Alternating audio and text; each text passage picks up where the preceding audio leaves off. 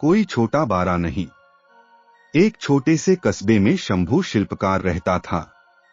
वह पहाड़ों से बड़े बड़े पत्थर तोड़कर लाता और उसे आकार देकर मूर्तियां बनाता। इस रोजगार में मेहनत बहुत ज्यादा थी, आमदनी कम। दिन भर धूप पसीने में काम करते हुए शंभू पत्थर तोड़ता। यह काम उसके पूर्वज भी किया करते थे। शंभू काम करते हुए सोचता है, यह छोटा मोटा काम करने से क्या फायदा। ठीक से 2 वक्त की रोटी भी नसीब नहीं होती। मैं बड़ा आदमी बन जाऊं तो काम भी ज्यादा नहीं करना होगा और बैठकर आराम से ऐश मौज करूंगा। एक रोज वह ऐसे नेता को देखता है जिसके आगे पीछे हमेशा भीड़ रहती है। उसको हाथ जोड़कर प्रणाम करने वाले सैकड़ों लोग खड़ी रहती हैं। शंभू ने नेता बनने की ठान ली। कुछ दिनों में वह नेता बन गया। नेता बनने के बाद जब वह एक रैली कर रहा था, धूप काफी तीव्र थी। धूप की गर्मी वह सहन नहीं कर पाया और बेहोश होकर वहीं गिर गया।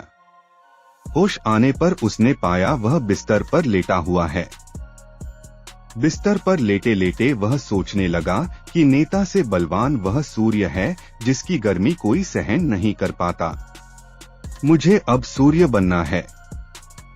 कुछ दिनों बाद वह सूर्य भी बन गया। शंभू अब गर्व से चमकता रहता और भीषण गर्मी उत्पन्न करता। तभी उसने देखा एक मजदूर खेत में आराम से काम कर रहा है। उसने गर्मी और बढ़ाई मगर मजदूर पर कोई फर्क नहीं पड़ा। विचार किया तो उसे मालूम हुआ ठंडी ठंडी हवा पृथ्वी पर बह रही है। तब शंभू ने विचार किया, हवा बनकर मैं और शक्तिशाली बन जाऊंगा।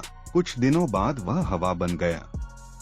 हवा बनकर वह इतराता इठलाता इधर उधर घूमने लगा। अचानक उसके सामने विकराल पर्वत आ गया जिसके पार वह नहीं जा सका।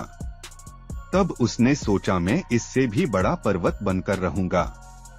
कुछ समय बाद वह विशालकाय पर्वत बन गया। अब उसे अपने आकार और शक्तिशाली होने का घमंड हो गया। कुछ दिनों बाद उसे छेनी हथौड़ी की आवाज परेशान करने लगी। वह काफी परेशान हो गया। उसकी आवाज इतनी कर्कश थी जो उसके शरीर को तोड़े जा रही थी। आंख खुली तो उसने देखा एक शिल्पकार उसके पर्वत को तोड़ रहा है। लेकिन अब वह मजदूर नहीं बनना चाहता था। वह काफी परेशान था। नींद खुली तो उसने आईने में पाया, वह जो विशाल पर्वत को भी तोड़ने का साहस रखता है वह तो स्वयं वही है।